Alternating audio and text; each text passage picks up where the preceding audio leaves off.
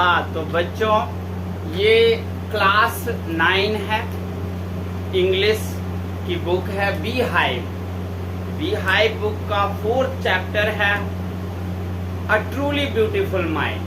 आपके लेसन का नाम है अ ट्रूली ब्यूटीफुल माइंड। आप जानते हो अ ट्रूली ब्यूटीफुल माइंड किसको बोला गया है? आइंस्टाइन को बोला गया है, अल्बर्ट आइंस्टाइन। इन्हें कौन नहीं जानता है इस दुनिया में। लगभग इन्होंने 100 इन्वेंशंस किए हैं, या तो 100 इन्वेंशंस किए हैं, तो बहुत सारे तो इंडिविजुअल किए हैं। He invented many things individually and in many he also participated. इनको नोबेल प्राइज भी मिला है।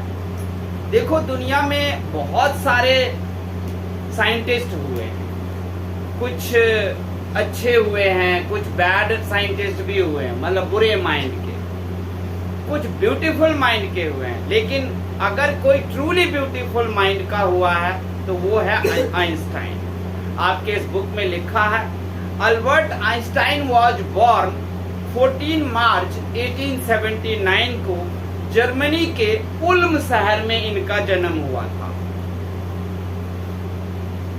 इनके अंदर जन्म के टाइम कोई ग्रेटनेस नहीं था। जैसे कहते हैं ना, किसी बच्चे को जन्म के टाइम में ही पूत के पांव पालने में देखे जाते हैं, कुछ ऐसा चिन्ह होता है। ऐसा कोई चिन्ह नहीं था आइंस्टाइन पर। आइंस्टाइन पर ऐसा कोई चिन्ह, कोई साइन नहीं था इनके ऊपर कि ये बड़ा इंटेलिजेंट होंगे आगे चलकर। 2.5 years तक he could not speak even a single word। 2.5 साल के उम्र तक ये एक वर्ड नहीं बोल पाए थे। लेकिन आप तो जानते हो 6 से 8 महीने, 8 महीने का बच्चा भी दादा, मामा या बाबा या डैडी ये सब बोलना शुरू कर देता है। ये नहीं, ये कुछ भी नहीं बोले थे। जब और इनके साथी लोग स्कूल में भी, अन्य जगह पे भी, घर में भी, जब वो फील्ड में, मैदान में खेल रहे होते थे, तब ये अंदर कमरे में बंद होकर खिड़की से उनको खेलते हुए देखते रहते थे। आप में से अगर कोई भी बच्चा थोड़ा सा कमजोर हो तो ध्यान रखना कि कोई भी इंटेलिजेंट बन सकता है। आइंस्टाइन बचपन में किसी भी तरह का उनमें इंटेलिजेंसी नहीं थी। हाँ, अगर आप चाहते हो आप लोग कि मैं माथे पर बाल को गिरा करके उससे मैं सुंदर लग जाऊं, उससे इंटेलिजेंट दुनिया में दिखूं, नहीं। आइंस्टाइन को देखोगे ना, बिल्कुल देखने में सुंदर नहीं थे। इतना बड़ा सिर था। जानते हो, इनके मृत्यु के बाद जब इनका माइंड का ऑपरेशन किया गया कि क्या चीज इनमें इतनी थी कि ये इतने इंटेलिजेंट थे, तो बचपन से कोई और चिन्ह तो नहीं था इंटेलिजेंसी का, लेकिन एक चीज था, सिर बहुत बड़ा था इनका। सिर के अंदर एक साधारण इंसान से 70% ज्यादा न्यूरॉन इनके पास था। यही वजह था कि वो ज्यादा सोच पा रहे थे। आप जानते हो, हमारा जो माइंड है, जो हमारा दिमाग है, वो 1.25 किलो का है, मतलब लगभग 1 किलो 250 ग्राम का है। 1 kg 250 ग्राम का है। लेकिन आइंस्टाइन का ब्रेन, दिमाग 1 किलो 800 ग्राम का था, यानी कि लगभग, कोई तो कहता है कि 2-2.25 किलो का था, जिससे साबित होता है कि लगभग 70% न्यूरॉन इनके पास ज्यादा था। इसलिए ये तारों के आगे, ग्रहों के आगे भी सोच लेते थे। ये पूरी दुनिया के, यूनिवर्स के बारे में सोच लेते थे।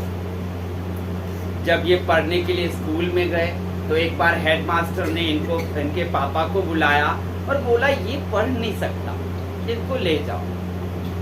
सुन रहे हो बच्चों, जो कमजोर हो उन सबके लिए ये बात है।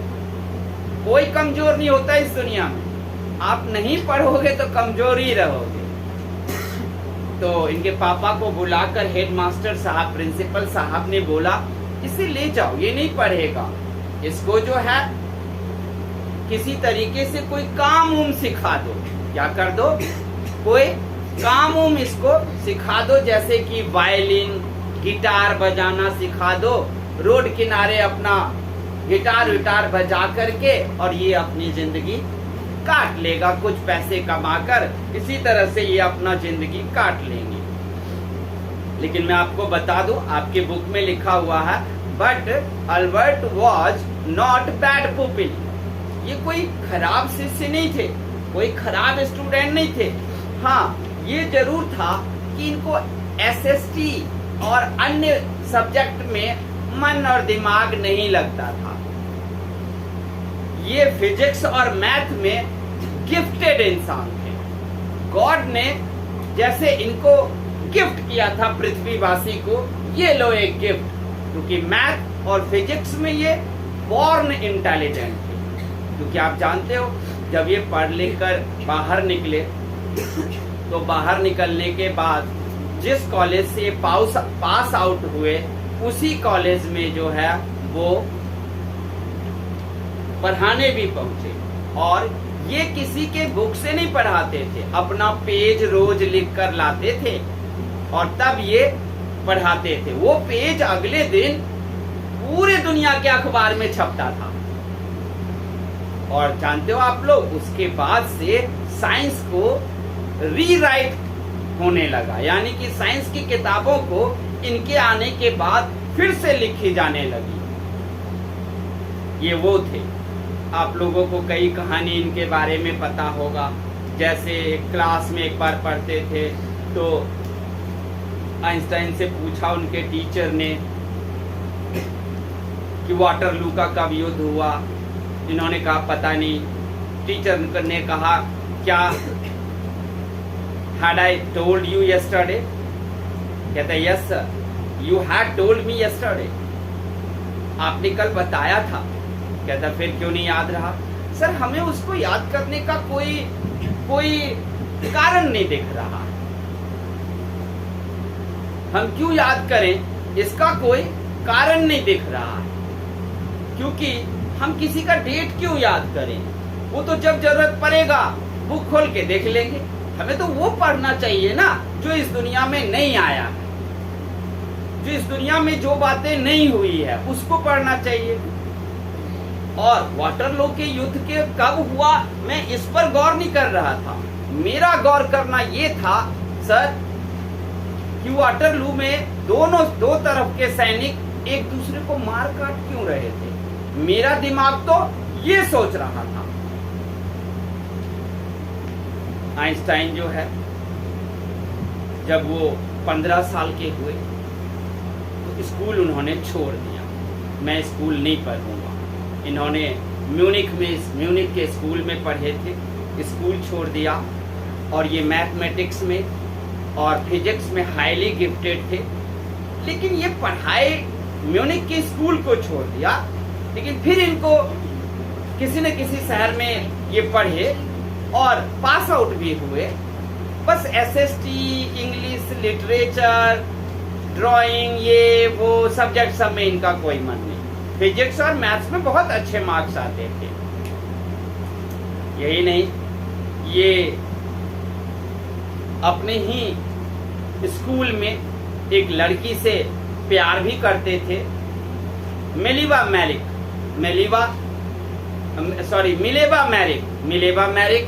को इन्होंने लव लेटर भी लिखा था। कम नहीं थे ये भी। और उससे शादी भी की। इन्होंने मिलेवा से 1902 में शादी कर लिए। और इन 1900 at the age of 21 Albert Einstein was university graduate. और 1905 में इन्होंने थ्योरी ऑफ रिलेटिविटी दी है। इनका पहला इन्वेंशन, पहला थ्योरी, पहला आविष्कार तो नहीं कह सकते क्योंकि ये थ्योरी थी। तो थ्योरी ऑफ रिलेटिविटी से इनकी शुरुआत होती है। जानते हो, मिलेवा से इन्होंने शादी तो किया, लेकिन ये शादी 17 साल बाद 1919 ईस्वी को ये शादी इनकी टूट गई और तलाक हो गया। हालांकि इनको एक बेटी हुई भी थी, लेकिन फिर भी इनका तलाक हुआ। उसके बाद इन्होंने शादी अपने कजन सिस्टर एल्सा से की। ध्यान रहे, मिलेवा से इनकी शादी क्यों टूटी? वो तो लव मैरिज था। वजह था कि 3 साल बड़ी थी मिलेवा और मिलेवा पागल हो गई थी। इनकी पत्नी मिलेवा पागल क्यों हुई? पागल हुई समाज के कारण, सोसाइटी के कारण और आइंस्टाइन के कारण। आइंस्टाइन का 8-8, 10-10 दिन तक लैब से बाहर निकलना ही नहीं होता था, और समाज में कोई भी औरत या पुरुष मिलेवा से बातचीत ही नहीं करती थी। कोई नहीं करता था, ना करती थी कोई। वजह था कि जर्मनी के समाज में रूल था जर्मनी में कि हस्बैंड जो होना चाहिए वो 11 साल बड़ा होना चाहिए वाइफ से, लड़की से, तभी शादी हो। लेकिन यहाँ पर तो लड़की ही 3 साल बड़ी थी। 3 साल बड़ी होने के कारण समाज का हर व्यक्ति मिलेवा को नफरत की नजर से देखते थे। हे, कितनी खराब औरत है, अपने से 3 साल छोटे लड़के को रखे हुए हैं पति के रूप में, कितना घिनौना और कितना खराब लगता है। ये सारी बातें सोचते थे। अब आप ही सोचो, आपको ही जंगल भेज देता हूं और सिर्फ 1 हफ्ता छोड़ देता हूं, किसी से आप बातचीत तो कर नहीं पाओगे। आप देखोगे 8वें दिन से अब मैं पागल हो रहा हूं। हम इंसान हैं, समाज में बुरे लोग हो या अच्छे लोग हो, हमें थोड़ी बहुत किसी न किसी से बातचीत करनी पड़ती है। लेकिन उस पागलपन के कारण आइंस्टाइन को उससे तलाक हो गया। हालांकि एल्सा से शादी की दूसरी, सुना एल्सा से भी इनकी नहीं बनी, क्योंकि आइंस्टाइन जैसे लोगों का किसी से कैसे बनेगा? आइंस्टाइन जैसे लोगों का तो मैं कहता हूँ पत्नी रखना ही नहीं चाहिए। हमारे देश में एक प्राइम मिनिस्टर है ना, मोदी, पत्नी ही नहीं रखा तो देखो कितना ज्यादा सक्सेसफुल है। पत्नी, घर का जंजाल, ये सब रखना गृहस्थ के बात है। एक साइंटिस्ट के लिए ये नहीं है। साइंटिस्ट के लिए क्या होना चाहिए? बस क्या होना चाहिए? उनका लैब, तो लैब से 15-15 दिन तक तो बाहर नहीं निकलेंगे। एक सिगार, एक चॉकलेट के सहारे वो लैब में पड़े हुए हैं। लेकिन पत्नी, घर, परिवार तो वक्त मांगता है, टाइम मांगता है, और जिसके पास देश या मानवता के लिए टाइम हो, उसे परिवार, अपने परिवार के लिए टाइम बचे ही नहीं पाता। तो आइंस्टाइन महोदय को तो सबसे पहले शादी करनी ही नहीं चाहिए थी। जब एक तलाक हुआ तो दूसरी शादी उनको नहीं करनी चाहिए थी। एल्सा से भी झगड़ा रहता था इनका। वजह, इन पर इल्जाम था कि पूरी दुनिया के अरबपति, करोड़पति, राजकुमारी और रानियों से इनका संबंध रहा है। इन पर ये इल्जाम था। इस इल्जाम को इन्होंने कई चिट्ठियों में लिखकर और छोड़ा अपनी बेटी के लिए, और बोला भी कि जब मेरी बेटी 30 साल की हो जाए तब मेरी बेटी को ये देना। तब वो शायद समझ पाएंगे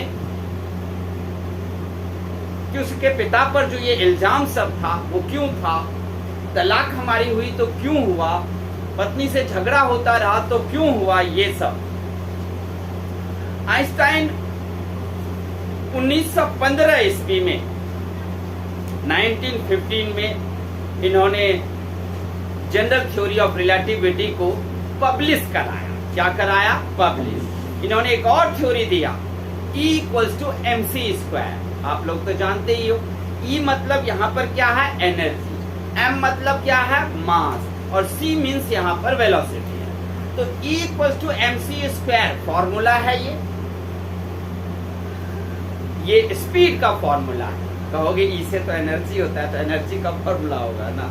नहीं, अब प्रश्न उठता है कि ये फॉर्मूला अभी तक प्रूफ नहीं हुआ है, तो फिर दुनिया पढ़ती क्यों है? क्योंकि पूरी दुनिया के साइंटिस्ट जगत इस फॉर्मूले को तो सच मानते हैं, लेकिन अभी तक ऐसा ब्रेन नहीं आया है जो इस फॉर्मूले को प्रूफ कर दे। जिस दिन ये फॉर्मूला प्रूफ हुआ और यूज करना आ गया, उस दिन हम लाइट ईयर में कोई भी स्पीड लाइट ईयर में बनाएंगे। लाइट ईयर में हम क्या करेंगे? वो इंजन बनाएंगे, हमारे रॉकेट, हमारे ये सब चीजें जो भी होगा, इंजन सब वो लाइट ईयर में, और स्पीड लाइट ईयर के स्पीड में चलेगा। जानते हो ना, लाइट ईयर 1 सेकेंड में 3 लाख किलोमीटर जाएंगे, यानी कि चंद्रमा पर हम 1.5 सेकेंड में ही पहुंच जाएंगे। ऐसे इंजन बनाएंगे, लेकिन पहले ये प्रूफ तो हो जाए। लेकिन अभी माइंड नहीं आया है वो, लेकिन ये फॉर्मूला सही है। इसके बाद इनको 1921 में नोबेल प्राइज मिला। क्या मिला? नोबेल प्राइज मिला फिजिक्स में, और इनको सबसे बड़े दुनिया के प्राइज से नवाजा गया। जानते हो, नोबेल प्राइज इनको एक बार नहीं मिला है, कई बार मिला है, कई बार ज्वाइंट मिला है। 1933 में जब हिटलर का नाजीवादी पार्टी सत्ता में आ गई, तब ये जर्मनी छोड़ दिए और अमेरिका में जाकर बस गए। और फिर सेकेंड वर्ल्ड वॉर हुआ। सेकेंड वर्ल्ड वॉर में अमेरिका की जीत हुई और अमेरिका ने नागासाकी और हिरोशिमा पर बम गिरा दिया था। और उस समय अमेरिका का राष्ट्रपति रूजवेल्ट था। राष्ट्रपति रूजवेल्ट को आइंस्टाइन ने एक चिट्ठी लिखा था। Einstein wrote a letter to the President Roosevelt of America. He described in the letter, your scientist had not done the good work. Your scientist has committed crime against the humanity. क्योंकि आप लोगों ने जो किया है वो युद्ध नहीं था, वो मानवता के खिलाफ एक अपराध था। अरे, दो सैनिकों का युद्ध होता है, दो देश के सैनिक आपस में लड़ते हैं और फैसला करते हैं। जनता ने आपका क्या बिगाड़ा था? किसी भी देश का जनता, किसी भी देश की जनता, उस पर विदेशी शासन कोई कर लो जनता पर, या देशी शासन कर लो, उसे तो टैक्स ही भरना है ना। चाहे विदेशी शासक को टैक्स देगा या देशी शासक को टैक्स देगा।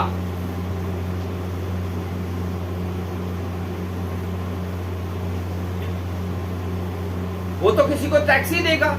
लेकिन एक तरफ से हिरोशिमा और नागासाकी को आपने रेगिस्तान बना दिया। और आप क्या समझते हो, मैं जर्मनी क्यों छोड़ा?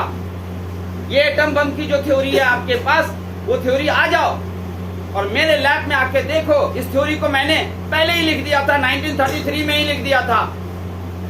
और जर्मनी छोड़ने का कारण भी यही था, क्योंकि अगर मैं वहां रहता तो हिटलर हमसे एटम बम की वो थ्योरी छीन लेता। और जरा सोचो कि अगर एटम बम की थ्योरी हिटलर मुझसे छीन लेता, तब क्या मित्र राष्ट्र जीत पाते अमेरिका की ग्रुप? वो इतना सनकी था कि वो तो युद्ध के शुरुआत में ही एटम बम का यूज कर देता और आप लोग 2 मिनट में सरेंडर कर देते। लेकिन मैंने अपना जन्म स्थान जर्मनी को छोड़ना पसंद किया, क्योंकि हिटलर मेरे से छीन लेगा वो। आप लोग तो 9th में हमने बताए भी थे हिटलर कैसा था। वो सब, जैसे हिटलर को 9,88,00,000 रुपए 1 मार्क हो गया, जब तब आया हिटलर बैठा गद्दी पर और वो अर्थशास्त्री के पास गया और बोला, अर्थशास्त्री कौन थे? वेलसाख्त को उन्होंने बोला, सुबह तक हमारा इकोनॉमी कैसे मजबूत होगा उसकी थ्योरी दो, और नहीं दोगे तो आप ट्रेलर देख लो। तुरंत व्हेल शार्क के 2 सेक्रेटरी को गोली मार दी थी और कहा तुम्हें भी सुबह तक मार दूंगा। तो आइंस्टाइन के साथ भी तो यही होता ना, अगर वो थ्योरी नहीं देते थे, एटम बम की थ्योरी। देख रहे हो ना, ऐसे ही इनको ट्रूली ब्यूटीफुल माइंड नहीं कहा गया है। इनको ट्रूली ब्यूटीफुल माइंड क्यों कहा गया है? क्योंकि ये मानवता के पक्ष में थे, ये इंसानियत के पक्ष में थे, ये कभी भी मानवता के खिलाफ नहीं जाना चाहते थे। अपनी बेटी के लिए लेटर में लिखा था, जो भी इल्जाम है उनमें से कुछ इल्जाम को मैं मानता हूं, मुझे मानवता के सेवा के लिए करोड़ों रुपए चाहिए थी जिससे मैं लैब बनाता, और वो दान में कोई देता ही नहीं था। उसके लिए मेरा अगर कहीं शोषण भी हुआ तो मैं उसे गलत नहीं मानता, क्योंकि मुझे इंसानियत की सेवा करनी है।